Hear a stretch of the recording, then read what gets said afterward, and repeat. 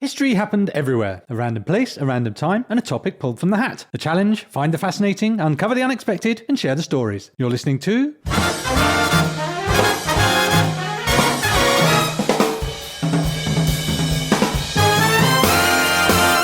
History happened everywhere.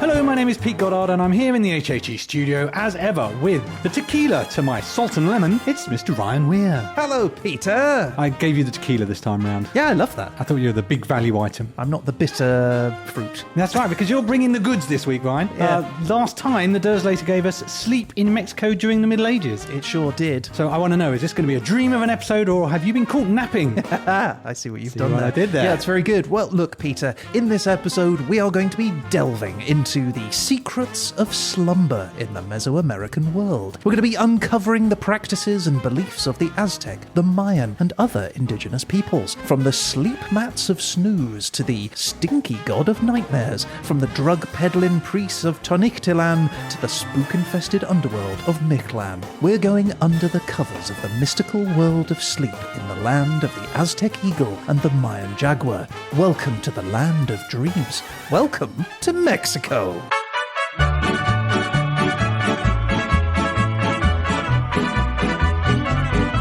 Okay then, Ryan, throw back the duvet of knowledge and lay it on me. What have you got? Well, look, let me orient you, Pete. Officially called the Estados Unidos Mexicanos, or the United Mexican States, Mexico is at the bottom of North America, separated from the USA by a big, beautiful wall, which famously was paid for by the Mexicans.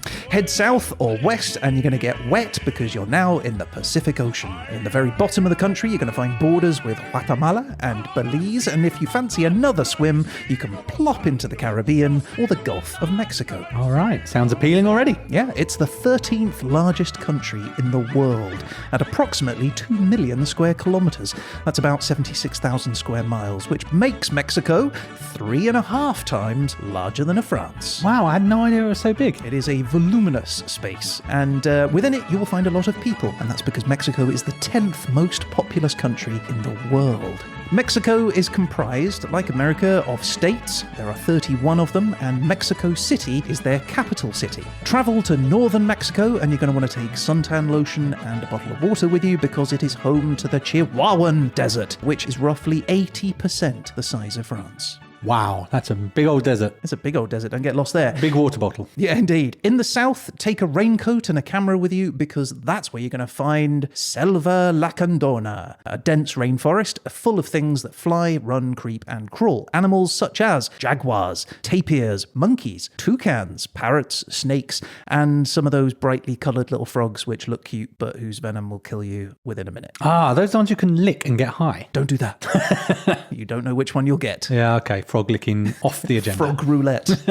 In fact, of all the world's natural biodiversity, 12% is in Mexico. Oh, wow. That's impressive. Yeah, makes it one of the world's 17th mega-diverse countries. Wow. But Mexico isn't just sand, trees, and animals, Pete. It is also 7th in the world with respect to the number of UNESCO World Heritage Sites, including ancient cities like Chichen Itza, which is dominated by one of the new 7 wonders of the world, a huge stone step pyramid known as the Temple of Kukulkan. Kukulkan? Kukulkan, yeah, that's right. And fun fact, if you stand in front of the pyramid and clap, the sound travels up the slope into a cavity at the top and returns as an echo, which sounds like the native quetzal bird. The quetzal bird. Do you want to hear? I do. This is the sound of the bird.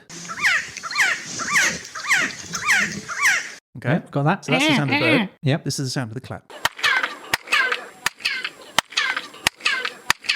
Ah, That's the echo coming back, having been distorted by whatever the cavity does at the top. nice. I've Isn't never that heard of a great design? building that does impressions. Yeah, and there's a building right next to it, which when you do the same, it makes the sound of a snake. Wow.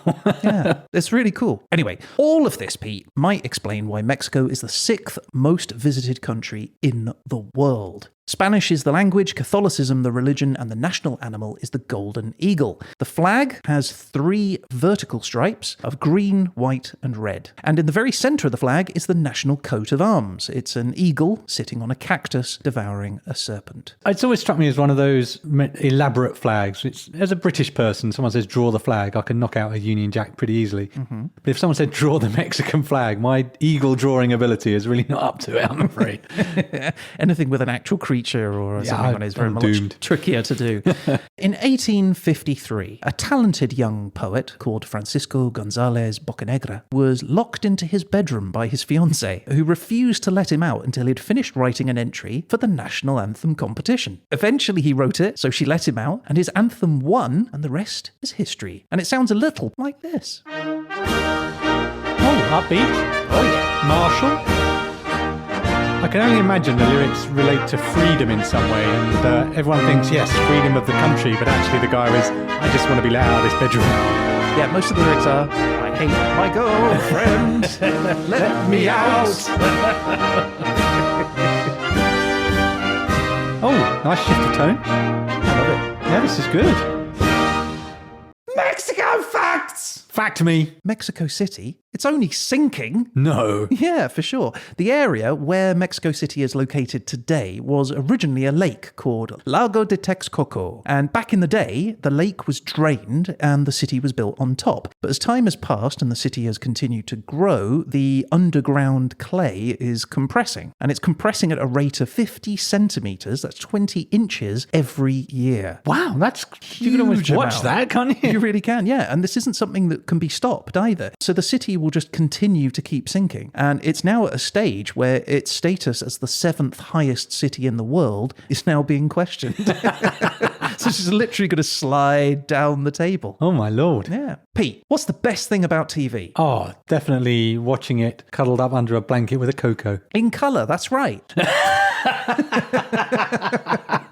Invented in 1940 by a 17-year-old called Guillermo González Camarena, his chromoscopic adapter meant that black and white TV cameras could start capturing colour images. And first used in Mexico City in 1944, it was later used by NASA in 1979 to transmit colour images from cameras sent to Jupiter. 17 years old. That leaves me with a sense of admiration and Sadness. bitterness.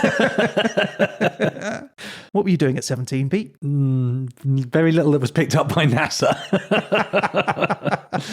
Okay, the Aztec drink of the gods tastes like semen and boogers. Oh. Today, the national drink of Mexico is tequila. It's an alcoholic drink made from the blue agave plant, which is a spiky little shrubby cacti type thing, and it's grown around the city of Tequila.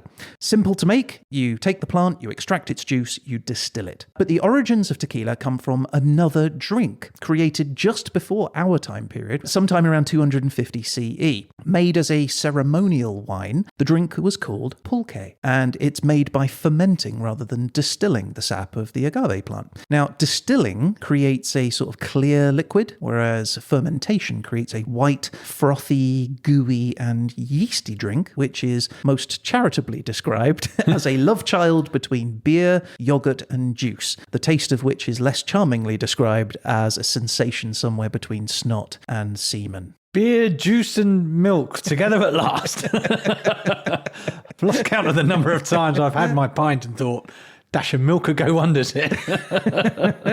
Well, look, it may not look nice or have a great texture, but it is a low alcohol beverage, 2 to 6%, and pulque is still drunk to this day. So it's a session drink, you might say. It's a great source of probiotics, protein, various vitamins and minerals. It's seen as a fix for diabetes, intestinal problems, impotence, and sleep disorders. Oh, you must have been glad when you found that. Yeah. But, unfortunately, Pete, pulque has a very short shelf life. Oh, no. Which means that it's made daily and then discarded at the end of each day. Oh, that's a shame. So I wasn't able to get any imported for us to try. So no Aztec drink of the gods for you. Such a shame. I'm so sorry, Ryan. However, I do have some of its great-grandson here for us to try. A very lovely bottle of tequila. Another probably racist noise. is it? Yeah. Okay, well, there you go. You can Wow, this looks amazing. While I'm talking to This is a Cascabel, made with blue agave, tequila blanco. So this is a white tequila. This is white tequila. All right, so Pete, I'm sure you've had tequila before. You know that it comes with salt and some sort of citrus. We're not having either of those. We're just going to drink it as it comes. I would observe that I've never started a night with tequila. Right, well, look, while you're sipping on that, let me move on, because that's not where the drinking stops, Pete. Hooray! I would normally be down for that, but your first drink was some trepidation. Yeah, no, you're okay. Because while Mexicans love tequila, they also love cerveza, beer. So, for the sake of tradition, Pete, Of course. I have some imported cerveza here in the form of Pacifico Clara, a Pilsner-style beer brewed in the Pacific Ocean port of Mazatlan. So, should we try some of that? Let's try it. All right, here we go. Oh my lord, we've got beer and tequila. This is how a good night out goes. All right, here we go. Pacifico Clara. Cheers. Dang, that's tasty. Very nice. And a good combo, I would have to say. Well, there we go. You see, you can't say I don't bring you anything, Pete. I will never say that. Hey, Ryan. Hey, Pete. Oh, what's up with you? Ugh, trouble with the neighbours. What, that Canadian family? They seem so nice. No, the ones on the other side. Well, what's going on there? I've been told they want to come into our garden. Well, who told you that? The guy who lives down the road. Well, the grumpy old Australian guy who lives in the mansion. Yeah, Mr. Fox. He says they want a nicer garden, and so they're planning on taking ours. Really? Yeah, he says they're really jealous of the podcast too. Really? Yeah, he says they want to take it for themselves. Well, why? Well, probably because we can say whatever we like, and they want that freedom. I'm telling you, they want to come over and take our jobs, Pete. I've got to protect us. So I'm going to build a great big, beautiful fence to keep them out. That's crazy. No, what's crazy is I'm going to make them pay for it. Look, this is ridiculous. Is it though? I mean, I know they've got the money for it. Well, how do you know that? Well, from all the drugs they sell. Well, how do you even know they sell drugs? Well, that's where I buy ours. Ryan, this is ridiculous. You've got to stop listening to Mr. Fox. If you've got trouble with the neighbours, you should just get to know them, understand them as people, and just learn to live in harmony. Think of all the lovely things they've given us over the years. The food, the music, that piñata they gave you. Yeah, I did love that piñata. Diplomacy, communication, keeping an open mind. Isn't that better? Nah, I'm going to build a bigger fence. Ryan, you're an idiot.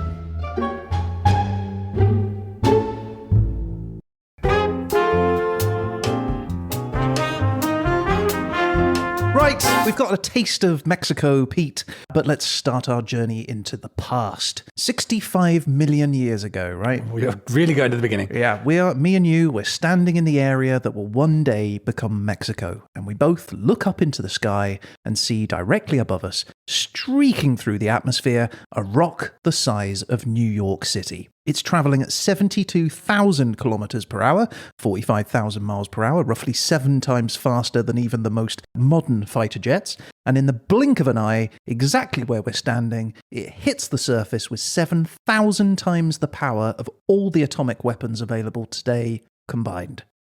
And what are our chances of survival at this point? I will raise my glass to you and say goodbye. It's been a pleasure, Ryan. Yes, indeed. So smoke and dust from the impact darkens the sky, tsunamis cause devastation around the globe, and 75% of the planet's wildlife disappears in a day, wiping out the dinosaurs forever.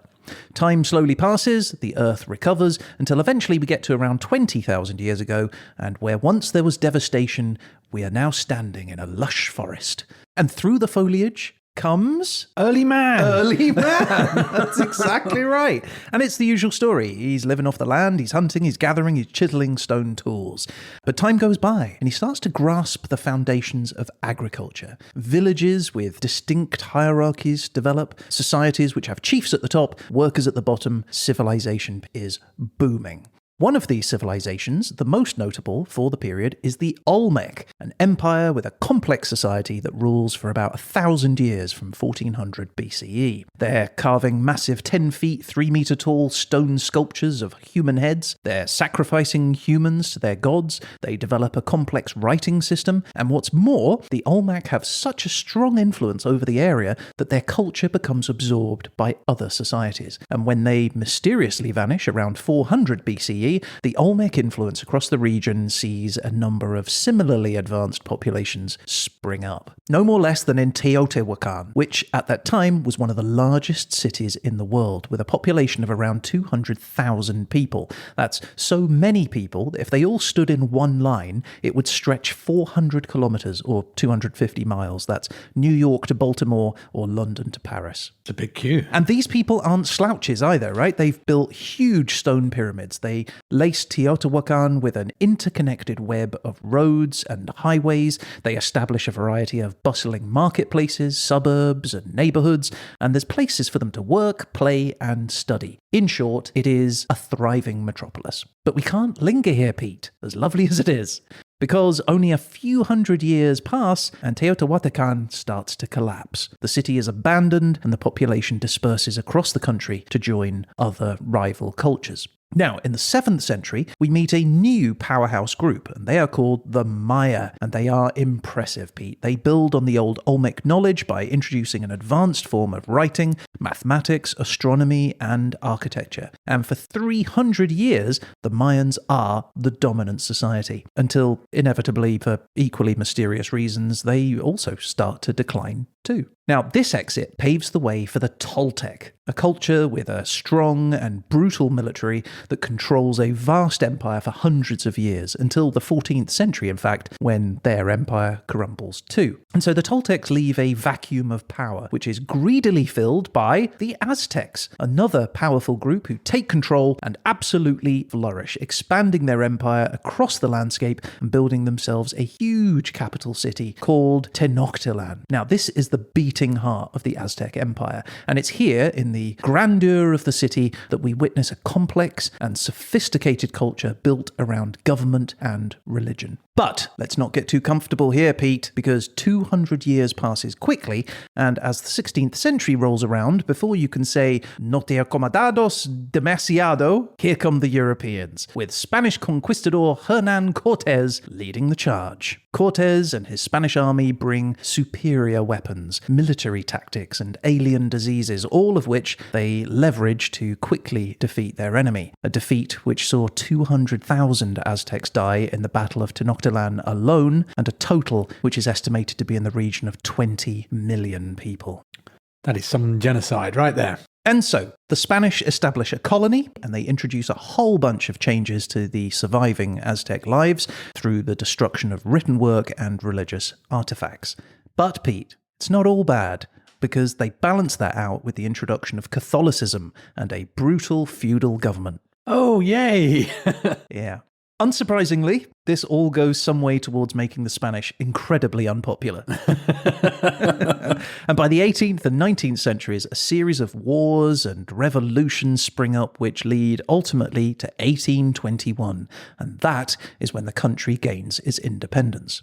Now, short side note here, shortly after independence, around 1843, a book is published by German explorer Alexander von Humboldt. Now, within that book, he refers to the people of Mesoamerica prior to the Spanish colonization as Aztecan. This book becomes popular around the world, and soon every man and his wife outside of Mexico starts referring to all ancient Mesoamericans as Aztec. The Maya, the Olmec, the Zapotecs, the Toltecs, the Mixtecs, the Tarascans, all of them become bundled together under the one label, Aztec. This is like calling all of the different indigenous peoples of America Apache, rather than by their own specific tribal names like Sioux or Cherokee or Navajo. It's a crass generalization, and it's both derogatory and insensitive. So today there is an effort to correct von Humboldt's error, and hopefully we'll start to see those ancient cultures being referred to by their own individual names rather than just that one. Anyway, back to Mexico in the 1900s. Despite having gained independence, violence continues across the country, with social, political, and economic challenges causing major issues. This builds up to a point where a long and brutal revolution takes place, starting in 1910 and lasts for a decade. As the dust settles, the country is now under the leadership of the Institutional Revolutionary Party, the PRI, and they stay in charge for 70 years, during which time we see modernization, industrialization, and the introduction of international trade. And as we enter the new millennium, Pete, the country heads in a new direction. It shirks the grip of the PRI and it entertains a new leadership, which promotes Mexico on the international stage by joining the United Nations, the G20, the Union of South American Nations, and the Organization of American States. In 2018, Mexico's current president is voted in under the apparently controversial policy of putting the poor first. Crazy stuff. Yeah. His name is Andrés Manuel López Obrador, and he is a left-leaning politician who blames much of the country's issues on the wealthy. His policies have divided opinion, with the working class seeing him as a visionary man of the people, and conservatives considering him an incompetent demagogue more interested in consolidating political power than addressing economic and social problems. He'll be one of those, I'm sure. It could be both at the same time.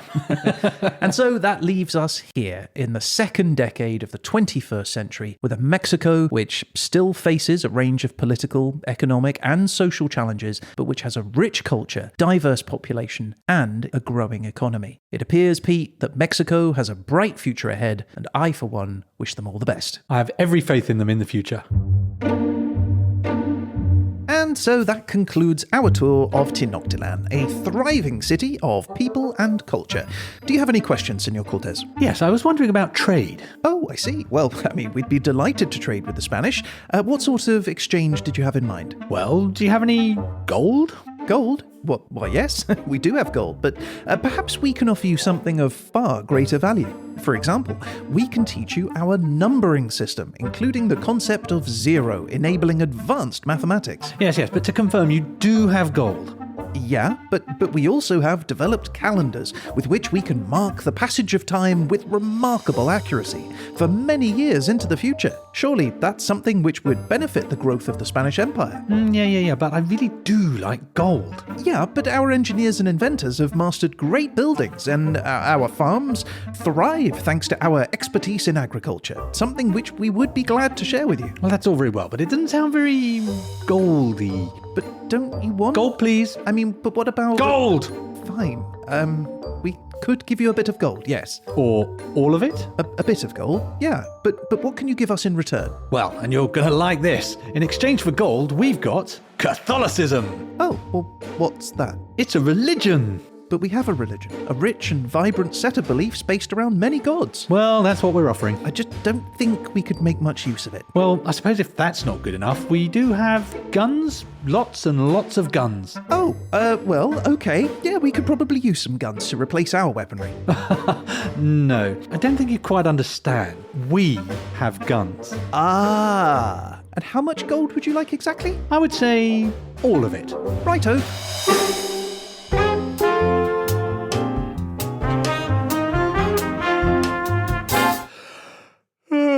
Right. Oh, that was all very interesting. Sorry, I'm just so sleepy. I don't understand. Why am I so sleepy, Ryan? Nice segue. Did you like it? Yeah, that's good. Okay, well, that's a great question, Pete. We all do it. We do it at night, sometimes during the day. We spend 1/3 of our lives doing it. In fact, some people are probably doing it right now while listening to this. We do it laying down, sometimes sitting up. It's easy to do. You just close your eyes, you rest your body, and soon you'll drift into unconsciousness. Oh, I have to challenge this easy to do. Catching some Z's, getting some shut-eye, hitting the hay, nodding off. We are, of course, talking about sleep, Pete. I'm a big fan, and it's probably the best third of my life. But what is sleep? It's a great question. Well, at its most simple, it's an essential state of rest for the body and mind. It's the time when the body can repair and restore itself, and when the brain can process memories, emotions, and anxieties.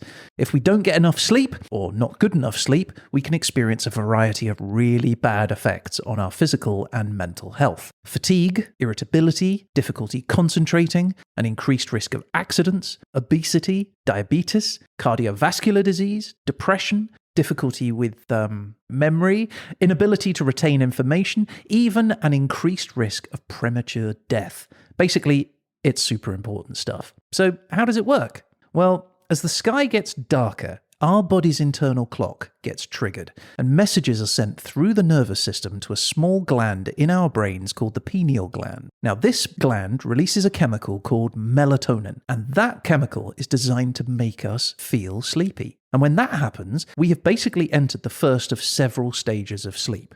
Called N1, or drowsy sleep, this initial sleep stage slows the brain down and encourages muscles to relax. At this point, we usually go and lie down and close our eyes.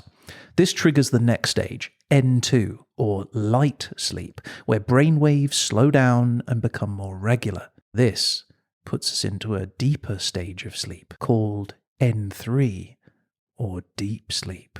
This is the stage where our brain waves are at their slowest, and where we find it most difficult to wake up. We then enter the rapid eye movement stage, and it's where we experience dreams. Shh, I think they've nodded off. Yeah. Should we drink more tequila while they're asleep? Now, this is the stage where the series of thoughts, images, sensations combine to make those personal little mini movies, which can be equally bizarre, exciting, erotic, or terrifying. And throughout the night, the brain cycles through these stages multiple times. Each cycle helps to restore the mind and body, leaving it feeling rested and refreshed. The brain does so much work during sleep that it's actually more active than when you're awake. Wow, I did not know that. Yeah. Research shows that this process takes about 7 to 9 hours each night, which is why the recommendation for daily sleep is around 8 hours. But sleep isn't something that just humans do, Pete. Animals, such as cats and dogs, they also sleep in a way which is similar to humans. But not all animals do. Some species of shark and dolphin have to keep swimming in order to breathe, so they can't just shut their bodies down or they'll drown. So instead they have periods of rest as they swim, which is similar to plants, who also don't sleep as we do. They just have regular daily rest cycles. And so, to today's episode, we're going to be looking at sleep in Mexico during the Middle Ages, which is a term that generally describes a European period of history between 476 and 1450 CE. But within Mesoamerican history, those years cross two major time periods, the Classic and the Post-Classic periods. So really, this is sleep in Mexico during the Classic and the Post-Classic periods. So we're going to be looking at the ways sleep impacted the lives of the Classic and Post-Classic civilizations, people like the Maya, the Toltec, and the Aztec. And we're going to get started with the basics, like what was sleep like then? I can imagine you get more sleep in a way because you don't have electric light to keep you up and disturb your rhythm. Social media to browse. Yeah, there's very little doom scrolling in the Mayan culture. Sounds like something that could have been from that culture, though. The doom scrolls.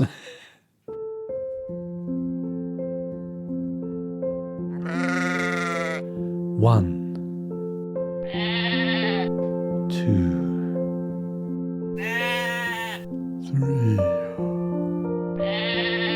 four, five.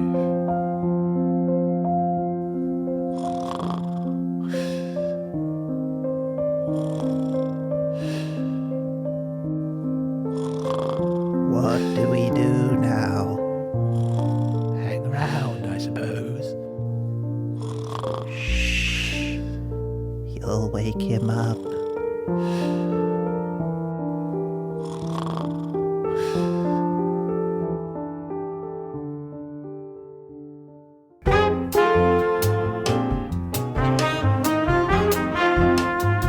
Okay, so what was sleep like for an average Mayan or Aztec? Well, much like today, they went to bed at night and they slept. They had dreams, they got up in the morning, they had afternoon naps, pretty standard stuff. But there were some differences, and the first of those is exactly where people did most of their sleeping. Unlike today, where we live in houses, which often have multiple floors full of rooms for different activities like eating, bathing, storing, and working, the people of ancient Mesoamerica designed homes principally for sleeping. And the reasons for that are twofold. One, because they lived together as part of a large extended group of family, which meant a lot of close proximity, and therefore not much room to do anything other than just sort of lying down still. And 2, because the weather was so hot. Much of the household activity we take for granted could all be done outdoors. So bathing, cooking, recreation, all of that took place in the courtyards or the streets outside the home. Now, that's the same whether you lived in the city or out in the countryside, whether you were rich or whether you were poor. Your house was for the nighttime. So what was the house like? Well, it was a small, one-story rectangular hut, sometimes oblong, but mostly rectangular. The walls are made of adobe, which is dried mud bricks, or wattle and daub, which are those thin wooden strips which are woven together, covered in plaster, and then whitewashed. Your roof is flat, thatched with grass, and you enter the hut through the one open doorway, and inside you'll find the one main room. There is no chimney, no windows, and the floor is made of either earth or stone. We're going to see a few pieces of pottery, but other than that, all we're going to find is the one universal piece of furniture, the bed. Excellent. That's what I was looking for. Or rather, the sleeping mat. A petlattle. Petlattle, okay. Large enough for a human to lie on it, these mats are made of dried reeds. They're interwoven with different colours and designs, and they're sometimes padded with feathers or rabbit fur, and then they're covered with cosy-looking rugs. Sounds good to me. In the Maya region in particular, there is some evidence to suggest that the mats might actually have been placed on sort of low wooden frames rather than just directly onto the floor. And in some cases, hammocks were used too. But in terms of our hut, Pete, we're on a palatl and we're on the floor. Okay. I would like to be off the floor. There's creepy crawlies on the floor. There are, but we're on the floor. Okay. And we're not alone, Pete, because this is pretty much the standard sleeping equipment for all people, from the humblest slave to the emperor himself. In his book, Historia Verdadera, Spanish conquistador Bernal Diaz de Castillo wrote, "However great a lord he might be, no one had any bed other than this kind." What did vary, though, was the quality of the materials and the number of the mats used. So common people would sleep on just the one mat, emperors would sleep on a whole pile of them. Yeah, I've got sort of a Princess and the Pea kind of image in my head of a guy in a giant pile of hay, thousands of rugs piled onto it. 18 feet tall. Yeah. Yeah. Nose pressed against the ceiling. So let's talk about dangerous spirits, because they were believed to cause harm to anyone who was out and about at night. And so the best place for people to be during the night hours was in their own house and laying on their mat. And we'll discuss later, but sleep was a time when it was believed that the soul left the body and travelled to the afterlife. So you needed to be protected from evil. And what better thing to protect you than your bed? Sounds great. Yeah, it's a bit like wrapping the duvet over your head when you're a kid to protect you from the monster lurking in the wardrobe or under your bed. Well, sleeping is a very vulnerable period, even just physically, isn't it? Sure it is. You've got to hope that nothing happens to you over those 8 hours that you're passed out. Yeah. In fact, the sleeping mat, the petatl, was considered so highly that they called it the jaguar. And they called it that because it was said to devour anyone or anything which would cause you harm while you were sleeping. Nice. Yeah. And if your mat wasn't up to snuff, you could also take in purification rituals and sleep ceremonies, which would also ensure that you were safe while you were asleep. So anyway, night times come around and we, like everyone else, are starting to get sleepy. Well, not everybody. Some people had jobs that required them to stay awake. Some warriors were sent out on night missions to sort of do reconnaissance on rival towns to find the best places for future attacks while everyone was asleep. Priests would skip sleep to do nighttime priest-related things. Priesting. Yeah. Like penitence or making devotions to their gods. They would regularly prick their skin as an act of self-sacrifice or just to keep themselves awake. Yes, that's a sacrifice, not just I'm exhausted. Other people were employed to keep the great fires burning on top of the temples, and there were the astronomers, people who watched the movements of the stars to mark the hours of the night and the changing of the seasons. And then, Pete, I love this one. This is an adorable story of one naughty little 12-year-old girl who is depicted in early Mayan writings as having been punished for disobedience by having to get up during the night while the stars shone above her head to sweep the house and the street outside. But those are the exceptions. For most people, nighttime was for sleeping. And so, okay, let's join in, right? And follow the nightly ritual. I'm for it. Okay, so 1 hour after eating, we drink some warm water with lime or lemon. Now, that's said to help prepare our minds for sleep. Then we need to say prayers. Now, We say prayers not to our gods, but to our sleeping mat. I might start doing this. Yeah, and thank it for its protection. We then leave a cup of water for our spirit to drink when it returns to our body in the morning. We lie down, we breathe deeply, we clear our minds, and we imagine a bird rhythmically moving, slowly shape-shifting us into an animal that will carry us into the dream world. When we awake, as we lie there on our mat, we try to recall our dreams, because an important part of the culture is to remember and analyse our dreams. And throughout the day, we're going to be asked many times by all of the people that we meet about them. Children, especially, are encouraged to talk about their dreams because it's seen as a way of leading them towards living a full life. And so, lying there on our mat, sleep dust in the corner of our eyes, we try to recall as much about our dreams as possible. Then, we say another prayer to the mat as a thank you and a goodbye. We pick it up off the floor, we shake it off, we roll it up, and we store it against the wall to avoid it getting cold and wet from the floor. Quite right too. You've got to look after your jaguar. Yeah. Welcome to House Changers, where we transform your home into your dream house. This week, we're in Huddersfield with the Hendersons. Hello. Now, you two said you'd love to holiday in Mexico. Oh, we do, yeah. And you have a passion for history. That's right. So we took ancient Mayans as the inspiration for your dream home. Ooh, that sounds great. So over the past week, the House Changers team has been busy transforming your Huddersfield hellhole into a Mayan marvel. And we know you're going to love it. All right, well, we are very excited to see it. Here we go! And here it is. So, what are your first impressions? Well, it's different. It sure is. The team have really gone for it, and your old home is now authentically Mayan. But it's just one room. Yep, that's right. We knocked out the internal walls, filled in the windows, thatched the roof with real imported Mexican grass, and stripped out the pipework and central heating. But where's my stairs? There is no upstairs. You now live in an ancient Mayan house, so no more exhausting stairs to worry about. It's just a single room.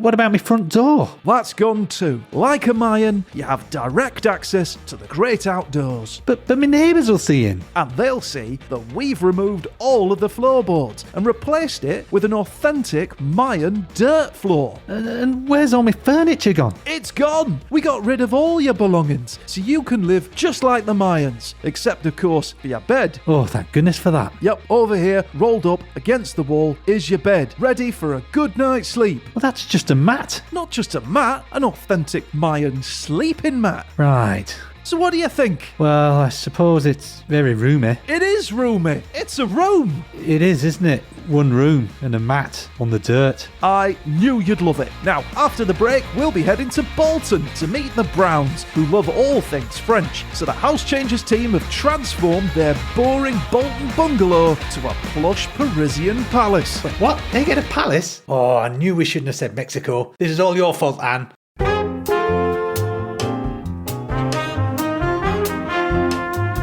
Okay, so we've talked about sleep, and what's the one thing that happens during sleep? Dreams. Dreams. Let's talk about dreams. As we said earlier, dreams are a series of thoughts, images, and sensations, all of which occur in our minds during sleep. They're a natural part of the sleep process, and they play an important role in the way that the brain processes memories, emotions, and experiences. They can be vivid and detailed. They can be abstract and bizarre, and sometimes we wake with no recollection of them at all. In the classic period, the Maya civilization had a complex religious system that included many gods and goddesses, and many of these were associated with different aspects of sleep and dreams. They had a god called Iztilton, and he was associated with dancing and drinking, and it was said that he would visit young children in their beds at night and bring them darkness and a good night's sleep. Oh, it's Tilton. Another god was Arpuch, an extremely fearsome deity, often depicted as a skeleton with rotting flesh. Side note, it's believed that the depictions of Arpuch's rotting flesh is a visual indicator for the other name that he was known by, which was Saizen, or the Stinking One. So named because rotting flesh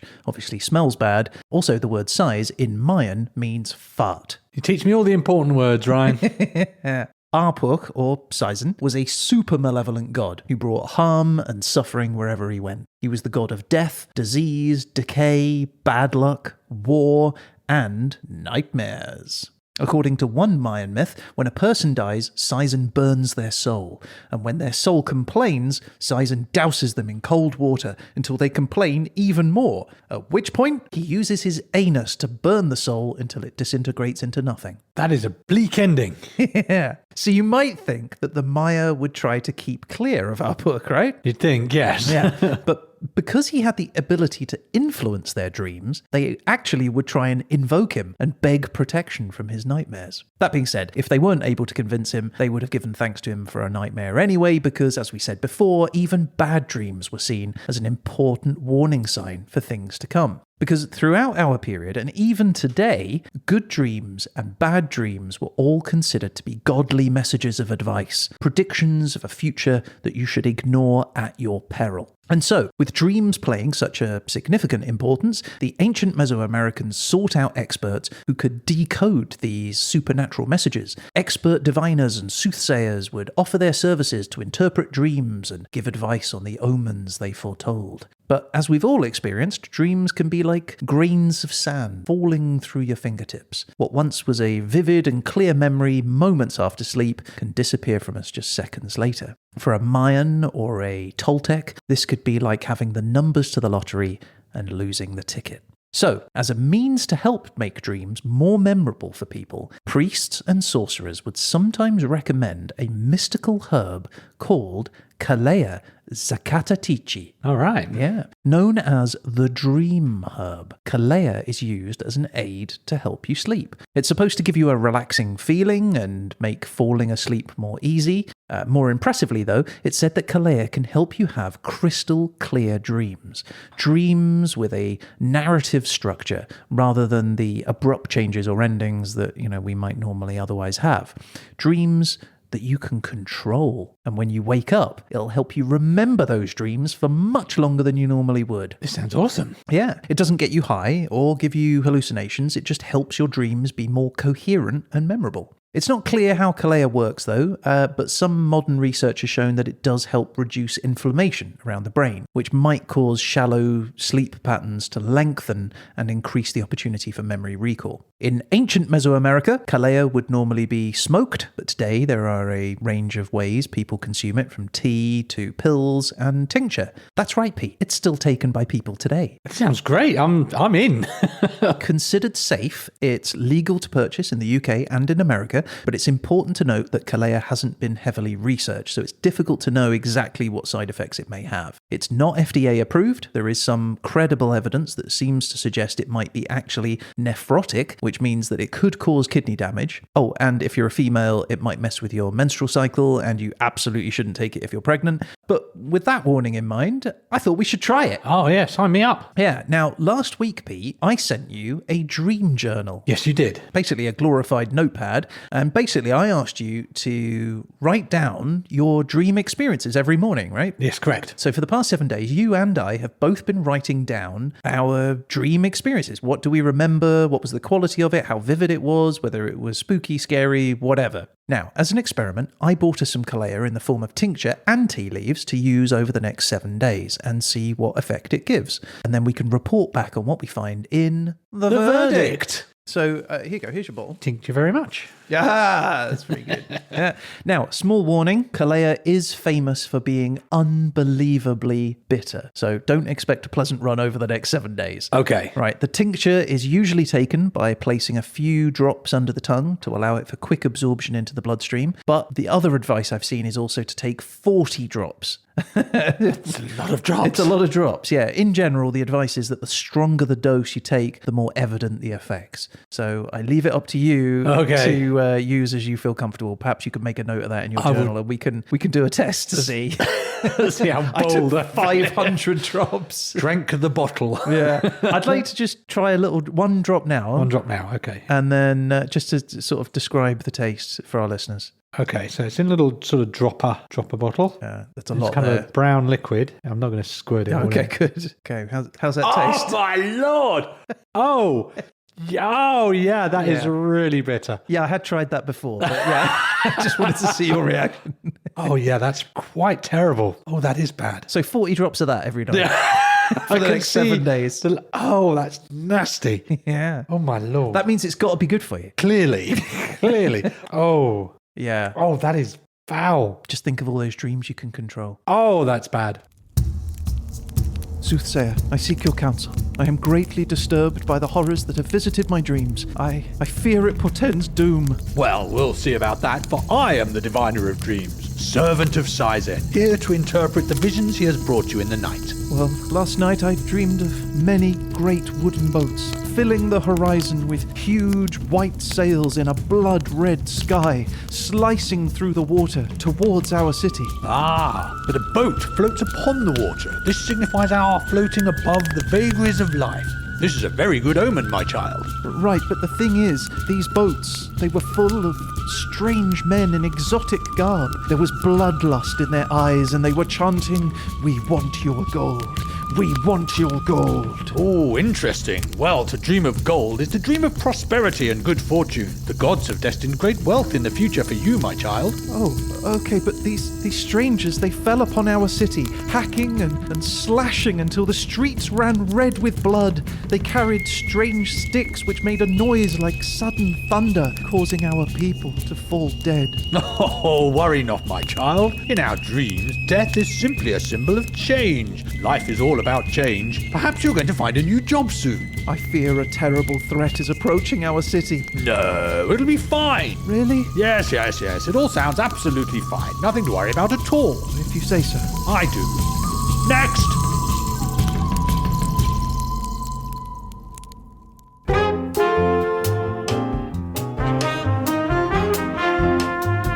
Okay, let's move on, shall we? I can't. It's just foul. It's really staying bad, with me. right? It's staying with me. It's lingering, Ryan. Okay, carry on. You okay? Yeah, it's All right. just stays with you, It doesn't does. It doesn't go away. Yeah, that was my experience lying on the couch going, make it stop. Okay, as a famous fictional Danish prince once said, "To sleep, perchance to dream. Aye, there's the rub. For in that sleep of death, what dreams may come." This was, of course, Shakespeare's Hamlet, who was equating the idea of sleep with death and dreams with the afterlife, contemplating what might happen after you die, peace and rest, or a whole bunch of other problems. But Hamlet's concern for the afterlife could have been easily answered by the ancient Mesoamericans because, well, they had an answer to this. They believed that life was the dream, and only in death did one become truly awake. Aztec poet Tochihuitzin Coyolxauhqui, he wrote about this very thing in a song. He said, "We only came to sleep, we only came to dream. It is not true. It is not true that we came to live on the earth. We are changed into the grass of springtime. Our hearts will grow green again, and they will open their petals. But our body is like a rose tree. It puts forth flowers and then withers." Now, the Mayan word for sleep or sleeping is Wayob, but Wayob was also a term that was used to describe the Nagual, that is the animal that you transform into while you're asleep. Mayans believed that the Wayob were basically your spirit animal and had an important role to play in how you led your life. They were seen as powerful spirits, literally the soul of a person, and they were most powerful in the hours just before dawn. During this time, the Wayob would wander around the spirit world and interact with each other, chit-chatting and doing spooky stuff. So dreaming was your best way of connecting with your and other people's Wayob. And because they believed that souls lived on after someone died, this made the afterlife a very real thing, with the dead continuing to have a significant presence in the living world. Deceased ancestors were seen as sources of wisdom and worthy of respect, and through dreams, the Wayob were a means for the living to keep in contact. And so, during our time period, we see ancient ceremonies being practiced to remember and honour those who had passed. Now, the best known ceremony, which is still held today, is Día de Muertos, the Aztec Day of the Dead. Now a traditional Mexican holiday held in the beginning of November, it has roots that go back to the earliest ancient Mesoamericans who celebrated the queen of the underworld, Mictacasihuatl. Mictacasihuatl? Yeah. The Aztecs believed that instead of going to heaven, all the souls of the dead travelled on an arduous 4-year descent down 9 levels into the deepest part of Mictlan, where they would find eternal sleep. But they also believed that the aroma of incense and the bright colour and fragrance of marigold flowers could awaken the spirits and guide them back home. And so, celebrations were held each year called the Festival of the Dead, huge events which lasted for several days. During this time, they would honour the deceased and remember their contributions in life. They built altars to honour the deceased. They decorated them with flowers, candles, and other symbolic items. They made offerings of all the things that the deceased enjoyed in life. It wasn't a morbid affair, it was a celebration with bright colours, music and dancing. Eventually, though, during the colonial period, the Aztec Day of the Dead merged with Catholic traditions, and today the holiday is celebrated by millions of people around the world, but it's a different beast. But traditional customs are still held in some areas of Mexico. There's one small island called Janitzio, where the descendants of the Purepeca people still maintain the same customs of their ancestors from our time period. So, the rituals take place over 2 days, beginning on November 1st with the Day of the Innocents, which honours the spirits of the children who have died young.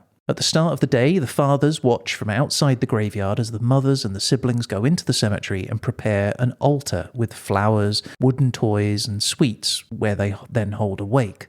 When the sun sets, the night of the dead begins, and this welcomes the adult spirits. The fishermen head out onto the lake in their wooden canoes, lit with candles, and they perform a dance using their nets as butterfly wings. This rouses the souls of those who have passed, and it guides them into the cemetery. Then, at midnight, the Day of the Dead begins proper. Women and children take torches and candles and return to those altars they'd made earlier. Fires are lit, incense is burned, costumes of animal skins and bones are worn, offerings are made of ceramics, flowers, food and drink, and the cemetery bell tolls all night long, calling out to the dead.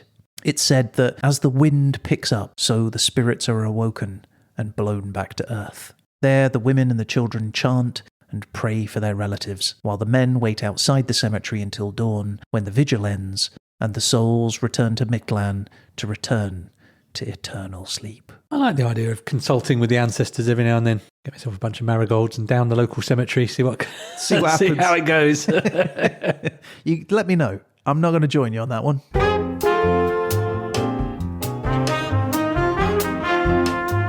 So one last thing before we end our episode, Pete, and I want to end with a little Aztec bedtime story. Right? I'm ready. As is appropriate. You can tuck me in and then tell me a story? Yes, absolutely. All right, here we go. Now, this is a bedtime story called The Sleeping Woman. Long ago, a beautiful princess named Iztaccíhuatl fell in love with one of her father's warriors called Popocatépetl. Pop a kettle on. The emperor was unhappy that his daughter should be in love with such a man, and so only promised that they could marry on the condition that Popocatépetl returned from a war against a ferocious enemy. Popocatépetl accepted the terms and left to do battle. Expecting that the warrior would not return, the emperor soon told his daughter that Popocatépetl had been killed. Believing the news, Iztaccíhuatl was overcome with grief, and she died. But Popocatépetl did return, and on finding his love dead, he collected her body and he carried it all the way outside the city to a place where he buried her. He knelt down by her graveside and he mourned. Days passed to weeks, weeks into months, and still Popocatépetl remained, kneeling by her side. As time passed, the gods covered them with snow, and slowly they both turned to stone. Popocatépetl became a volcano, raining fire in rage at the loss of his beloved, and Iztaccíhuatl's snow-covered mountain became known as the Sleeping Woman. The end. Oh, that's sweet. It really is sweet. And you can see both those mountains today if you visit Iztapopo-Zacayapan National Park in Mexico. Iztaccíhuatl is the third highest peak in Mexico. It has 4 snow-capped peaks, which, when you look at them, they really do seem to form the head, chest, knees, and feet of a sleeping female lying on her back. Nice. Do you want to see a picture? I do. You want to pop a kettle on? Oh, I see it. Iztaccíhuatl. Oh, yeah, she looks quite comfortable. It really does look like a body lying down there, doesn't it, when you look at it? We'll pop that up on the website. Anyway, Pete, there you go. That is sleep in Mexico during the Middle Ages. I loved it, Ryan. That was excellent. Thank you very much. There was a nice interlude in the middle where I very nearly fell asleep as you gradually described the stages of sleep. You nailed the time period, the topic, sleep, death. It had everything. Tequila, beer. Bit of a roller coaster. You started with delicious treats and then moved into tormenting me with the bitterest thing I've ever tasted. So quite a roller coaster of emotions for me there, as you can imagine. But all in all, marvellous stuff. Well done, sir. Thanks, Pete. Wake up! Wow, what? Have we done the show yet? I hope this didn't send anyone to sleep. It was all a dream. It's entirely possible.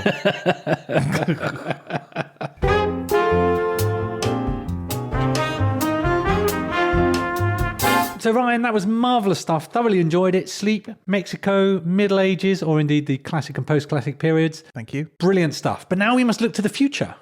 That means Derzolation. That does mean Derzolation. I don't know what your dreams have told you that is held in the next week, but let's find out now.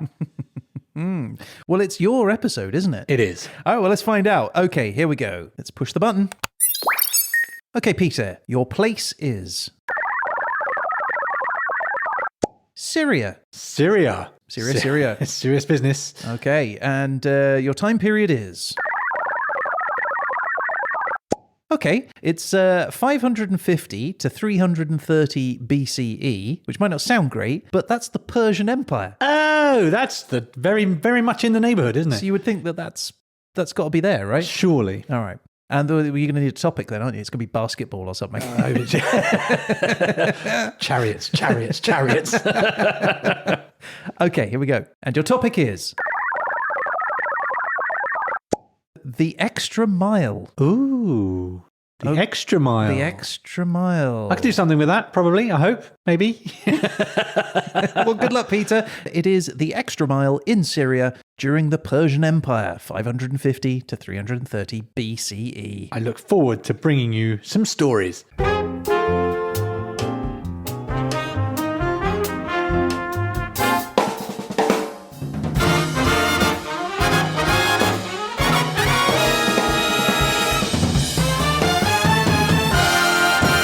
Well, with that Derzolation, that's it. That's the show for this week. Thank you very much for listening. Of course, if you'd like to get in touch about any of the things we've talked about or dreamed about on the show, just say hello even. You can reach out to us through our website, hhepodcast.com, or you can email us at peteandryan@hhepodcast.com. Yeah, we're not welcoming dreams, though. We're not going to analyse them, so don't send us your dreams, unless they're sexy. And you do want to get in touch with us if you're on TikTok, Instagram, Facebook, or Twitter. Again, you can find us. It's at HHE Podcast. And if you subscribe to one of those, you're going to get a whole bunch of information as we send it out. News, pictures, more facts. You can see a picture of the lying down lady. Yes, indeed. And we'll be back again soon with The Verdict. But until then, a huge thanks to you, Ryan. And thanks to you, Peter. And that's it. I guess all that's left to say is... You've been dreaming of...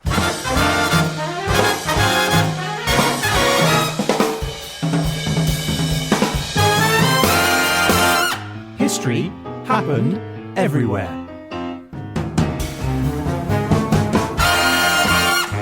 Oh, hey Pete. Hey, Ryan. Oh, I'm off to bed now. Okay, good night. Sleep tight. Don't let the bed bugs bite. Wait, what? I said good night. No, the other thing. Sleep tight. No. Don't let the bed bugs bite. Yeah, that. Obviously that. Are you telling me we have bed bugs? Oh, of course not. That's just a thing that people say. Why are people saying that about our bed? Well, not our bed, just beds in general. Oh, so there's what, like a plague of bed bugs going around or something? No, it's just an expression, a thing people say to help you sleep. Well, how's that supposed to help? If anything, I'm more awake now because I'm terrified of bugs. Ryan, you're being an idiot. Look, do we have bed bugs or not? No, of course not. It's metaphorical. I don't know what that means. It means it represents something. The bugs are like things in your brain. There's bugs in my brain? Not actual bugs. It's just like saying don't lie there thinking of horrible things like... Bugs? Well, yeah, I guess, but more everyday thoughts and fears. Money issues, the big meeting you've got at work. Where am I going in life? The stuff that keeps you up at night. They're like bugs, those thoughts, eating away at you, gnawing away at your soul. Oh, right. No, I don't have any of those. Thanks anyway, though. What, you don't have worry? No. So you're telling me you never lie in the dark, late into the night, they're thinking, am I a good podcaster or not? Or what is my purpose? What's the point of it all? Or wondering I've wasted my life and I've achieved nothing. I've got one friend and a podcast. I've got bills to pay. My life's a shambles and nobody loves me. And do I even have a future? No, never happens to me. Oh, right. Do you have those thoughts? What? No, obviously not. Oh, good, because that sounds awful. Yeah, awful. All right. Well, night, Pete, and don't let the bed bugs bite. Yeah, thanks. Good night. Ryan? Ryan, are you awake? Ryan? Oh, stupid bed bugs.